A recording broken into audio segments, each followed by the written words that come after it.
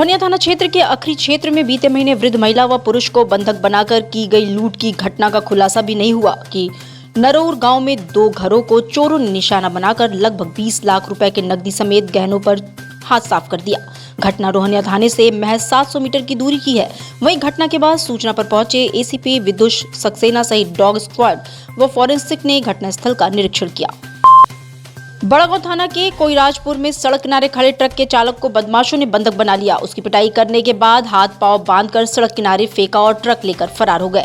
VIP duty के बीच police को घटना की जानकारी मिली तो महकमे में खलबली मच गई। पुलिस अज्ञात बदमाशों के खिलाफ मुकदमा दर्ज कर छानबीन में जुटी रही। महात्मा गांधी काशी विद्यापीठ परिसर में अपनी मांगों को लेकर सुबह से ही छात्र आंदोलनरत रहे। छात्रों ने आरोप लगाया कि लगातार अधिकारियों व कर्मचारियों के चक्कर लगाने के बाद भी 2 महीने से कोई उनकी सुनने को तैयार नहीं है। छात्रों ने कॉलेज प्रशासन पर अनदेखी का आरोप लगाया है। देखिए, लगातार कई दिनों से हम लोग कुलपति जी के पास जा रहे हैं अपनी कई समस्याओं को लेकर, जिसमें छात्रों को कई निर्दोष छात्रों को फेल कर दिया गया है जो कि अच्छे मेधावी छात्र हैं। और लगातार कई दिनों से जाने के बाद कुलपति जी आश्वासन तो जरूर देते हैं और सामने अधिकारियों को फोन भी करते हैं, लेकिन एक अधिकारी कुलपति जी की बातों को सुनने को तैयार नहीं है। और आज भी छात्र देखिए, तमाम संख्या में छात्र जो फेल हो चुके हैं, वो विश्वविद्यालय प्रशासन की गलती से फेल हो चुके हैं, वो दर दर की ठोकरें खाने के लिए मजबूर है। क्या मांगे हैं आपकी? हमारी मांगे यही है कि 24 घंटे के अंदर अगर सारी समस्याओं का हल नहीं किया जाता है तो हम लोग भगत सिंह के जैसे उग्र आंदोलन करेंगे और विश्वविद्यालय प्रशासन को हिलाने का काम करेंगे। बॉलीवुड अभिनेता अनुपम खेर मंगलवार को सुबह संकट मोचन मंदिर पहुंचे। अभिनेता अनुपम खेर ने मंदिर में विधि विधान से संकट मोचन हनुमान जी का दर्शन पूजन किया। इस दौरान संकट मोचन हनुमान मंदिर में चल रहे श्री रामचरितमानस नवाब पाठ में भी शामिल हुए और पाठ करने वाले व्यास एवं ब्राह्मणों का पूजन अर्चन किया। इस अवसर पर उन्होंने कहा कि आज संकट मोचन मंदिर में हनुमान जी का दर्शन पूजन करने का परम शांति का प्राप्ति हुई है और मंदिर में चल रहे नवा पाठ में मानस के दोहों और चौपाइयों को सुनकर मन आनंदित हो गया। अयोध्या में राम भव्य मंदिर बनकर तैयार हो रहा है, जिसका उद्घाटन 22 जनवरी को बहुत ही भव्य तरीके से किया जाएगा। उद्घाटन के लिए सैकड़ों विद्वानों को निमंत्रण दिया गया। इसके साथ ही राम दरबार के लिए जगह जगह से राम से संबंधित चीजों को मंगाया जा रहा है। इसमें काशी भी कहीं अछूता रहने वाला नहीं है। यहाँ के कलाकारों द्वारा काष्ठ कला द्वारा राम का दरबार बनाया जा रहा है। बनने के साथ ही इसके रंग रोगन कर फाइनल टच देकर अयोध्या भेजा जा रहा है, जो अयोध्या राम मंदिर में लोगों के दर्शनार्थ के लिए रखा जाएगा। अब बहुत ही खुशी की बात है, ये पूरे हम लोग के सबके लिए एक त्यौहार का दिन है जो एक आने वाला है।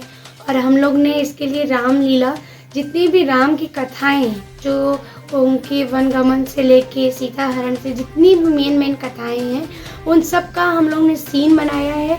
लगभग हम लोग ने अभी 52 सीन्स बना के वहाँ भेजे हैं और इस पर हम लोग पिछले 3 साल से काम कर रहे थे। वो वहाँ के म्यूजियम में सजेंगे जाएंगे। बहुत ही खुशी। कितने लोग काम किए इस पर? अभी कितना काम बाकी है? काम लगभग हो ही चुका है, काम तो जा चुका है पूरा। इसमें लगभग 70 से 80 लोग इसमें काम कर रहे थे। काशी तमिल संगमम 2 में शामिल होने के लिए तमिल श्रद्धालुओं का दूसरा दल यमुना मंगलवार 19 दिसंबर को काशी पहुंचा। काशी तमिल संगमम 2 के लिए विशेष ट्रेन से तमिल अध्यापकों का जत्था बनारस स्टेशन पहुंचा। बनारस की धरती पर उतरते ही दक्षिण भारतीय मेहमानों ने वड़क्कम काशी कह के अभिवादन किया, तो वहीं काशीवासियों ने उत्तर प्रदेश सरकार के रविंद्र जायसवाल के नेतृत्व में हर हर महादेव के उद्घोष से उनका अभिनंदन किया। ढोल नगाड़े की थाप से और फूलों की वर्षा से शहर बनारस ने अपने अतिथि देवो भव के भाव से भी परिचित करा दिया।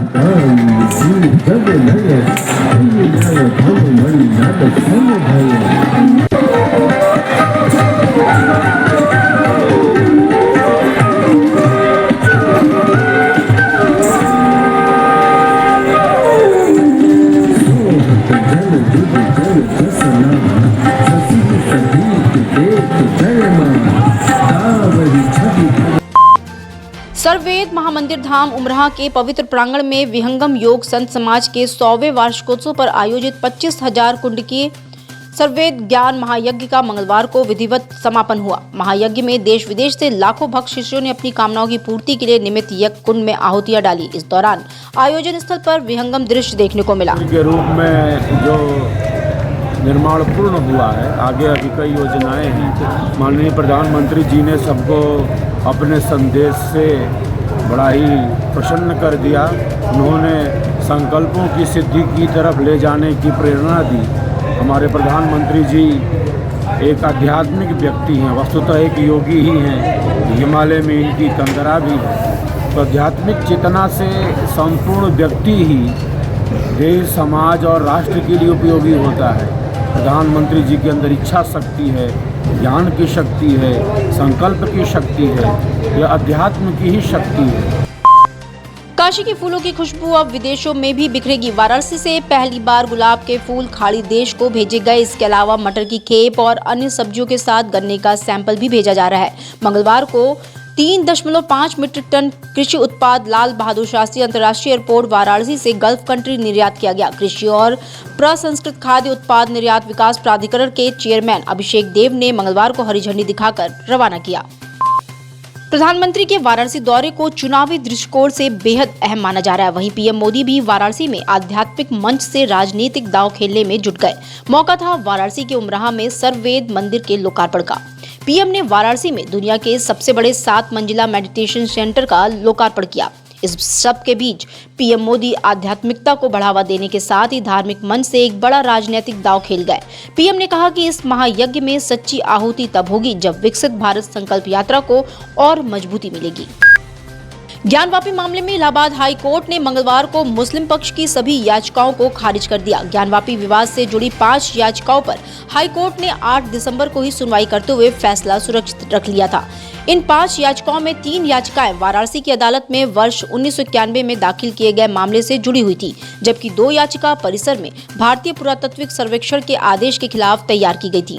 वर्ष 1991 वाले मुकदमे में विवादित परिसर हिंदुओं को सौंपने की मांग की गई थी। इसके अलावा इसी मुकदमे में यहां पूजा अर्चना की भी मांग की गई थी। इलाहाबाद हाई कोर्ट ने 6 महीने में सुनवाई पूरी करने का आदेश दिया है।